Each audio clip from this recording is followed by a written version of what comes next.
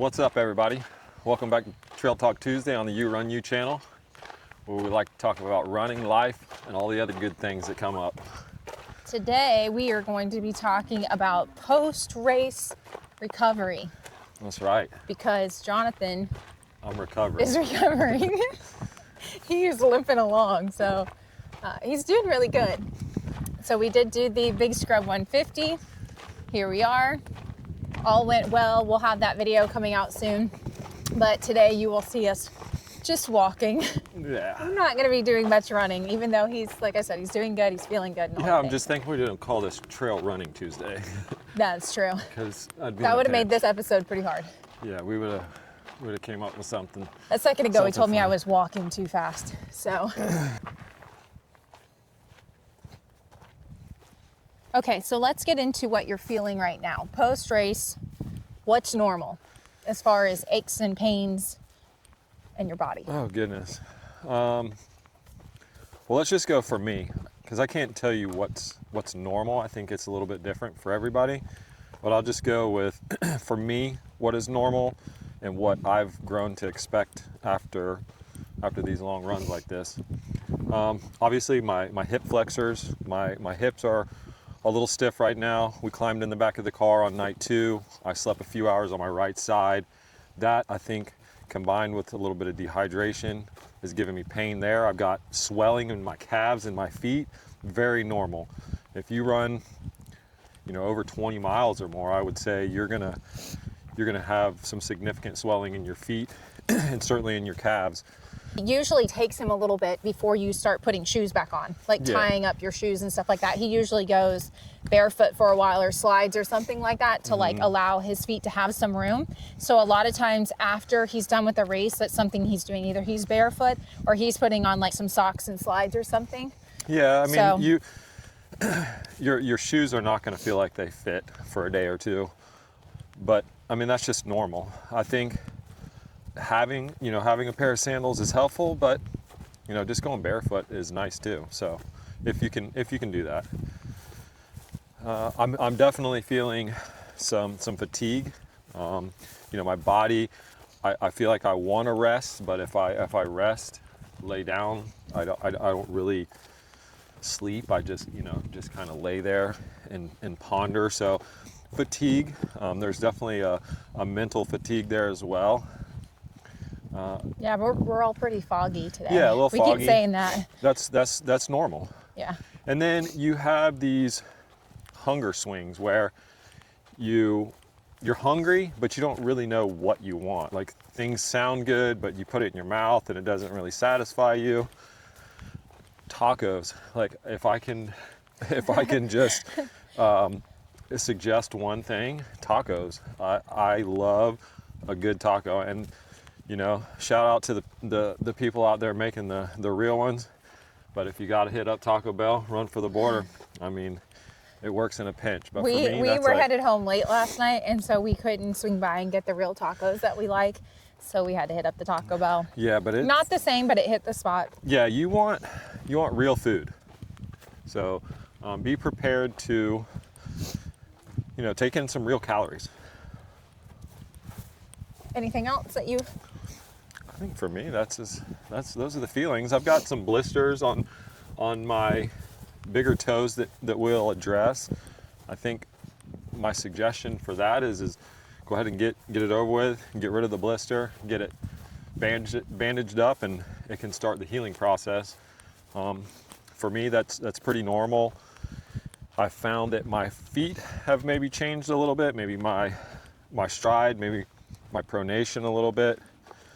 But I tried out a different pair of shoes this weekend because I was starting to get blisters early on with my Speedlands that I normally run. So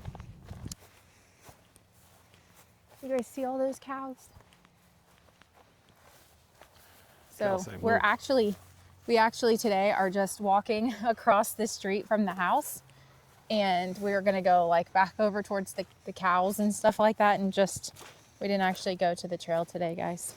We're being lazy, I guess. We're tired. But we would be doing this anyways, somewhat. Jonathan getting out and walking, his mobility is important right now.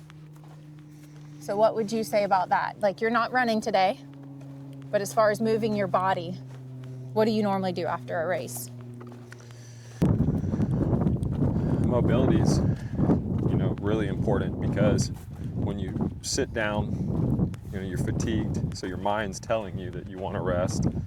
But every time you get down, you have to pay the price and work that much harder to get back up. Your muscles will lock up, and your tendons feel real tight. So it's important to get out and move. I'm not out here running the trails. I don't have a stationary bike. There's some options, maybe swimming. It's too cold for that. Yeah. So I like to just walk. I mean, it's nice to kind of just bring it down. We get out here and reflect a little bit on the race. And it helps me with my muscle fatigue, but also a little bit of my mental status as well. So I think that, paired with eating enough and continuing to drink, and that's part of the recovery. Something else that Jonathan started doing was not hopping into the car so quickly after the races. Like, it used to be like he'd grab his stuff and be like, all right, get me to the house. I want my shower, stuff like that. I want to rest. And he kind of realized, because a lot of the races that we do are at least a couple hours away from us. And so he'd get in the car and it would be so hard on him. And so what he did yesterday was we stuck around a little bit, and he moves and walks around a little bit. He just doesn't hop straight into the car, even if it's waiting around 30 minutes. Yeah, it gives your gives body him a little bit of time to come down from the big effort that you put in. For me, my biggest push is at the end. I think for a lot of people it's that way. So you definitely feel it at the finish line, and I think you should. And the other thing he likes is a nice warm shower or bath if he can. Bath is usually like next day, like today, with Epsom salt or something like that. But at least a nice, long, warm shower. Yeah, and Tiger Balm and a massage gun. Oh yeah, for sure. Tiger Balm smells good too. It does. Plus. That helps, y'all. But it does help. We like Tiger Balm. That's something that we have found that is very beneficial when you've got soreness in your knees or a hip or just whatever back. It helps us anyways. Everybody's got their own thing, I think. But the massage gun is something he uses during the race and after the race. Yeah. And again, found that to be very helpful. Wouldn't be so bad if it wasn't windy.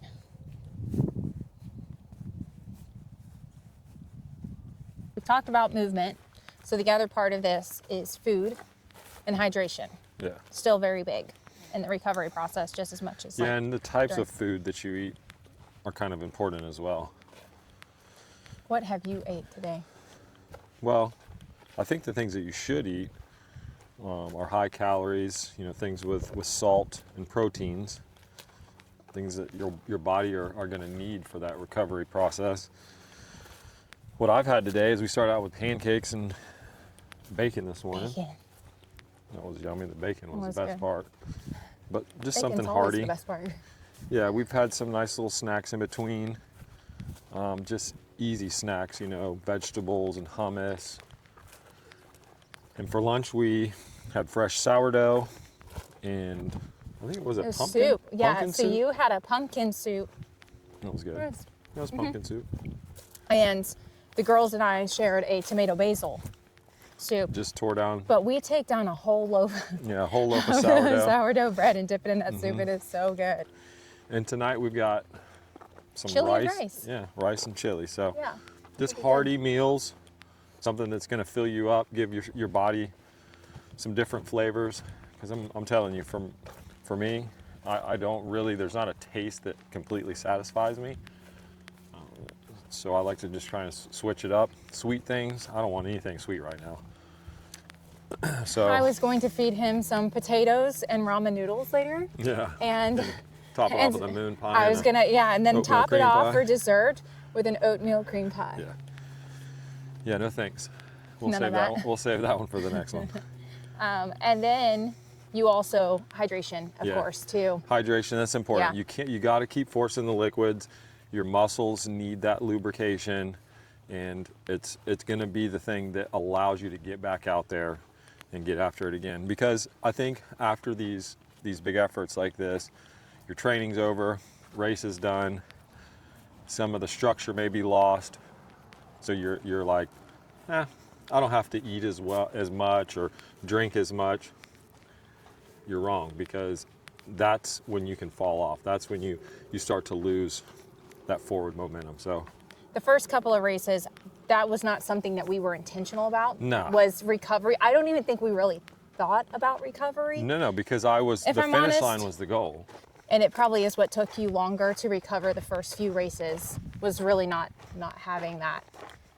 So, Yeah, totally. and it's all of this, everything that we're saying. He didn't get up and move a whole lot because he was really sore and he hurt, so he didn't think that's what he needed. Food and hydration. I mean, I think like he Yeah, I said, he just just crammed lost, a bunch of calories. I'm like, I don't need any food right now. didn't feel like it. Yeah. And so much of what we're saying is just intentionality. Like, you just have to know, it's just like the race. There's times where he's like, I don't want food, but he needs it. Mm-hmm. So that's what we're talking about here, is just knowing and being prepared for, this is what I need, whether I feel like it or not. There's a lot of things he doesn't feel like right now. So Yeah, I can probably tell you more things I don't feel like than what I actually.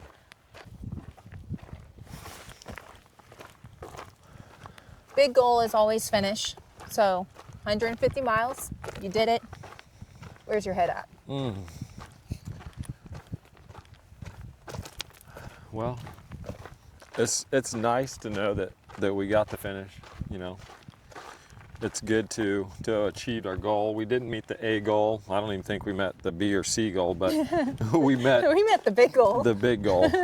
So we got it done. I always experience a low after a race, and it's, I think, really just because I don't really have anything that's, big coming up, or, that I've got right around the corner. And so what I've learned that helps me in that time of, just low, They call it the post-race blues. the post-race blues. It's a whole thing. Yeah, it it is. actually, it took Jonathan doing a couple of these bigger runs like this to kind of wrap his brain around it and realize that it is a thing, that what he feels afterwards and his mood and things like that, it's normal. Yeah. It's Yeah. not like he's depressed, y'all, but it's No, just kind it's- of, It's it's a a real feel. thing, but I like to just unpack the adventure, spend some time with the crew, and just talk about their experience, talk about my experience, things that we thought went well, things that we thought didn't go so well, maybe things that we would implement next time, maybe take away, and kind of just sit in that heart of gratitude. Because for me, it was a big workup to get here. The crew, my family, it's a lot to piece it all together, to get out there and spend 3 days in the woods together. I think once you unpack the race, you're left with nothing but a heart of gratitude.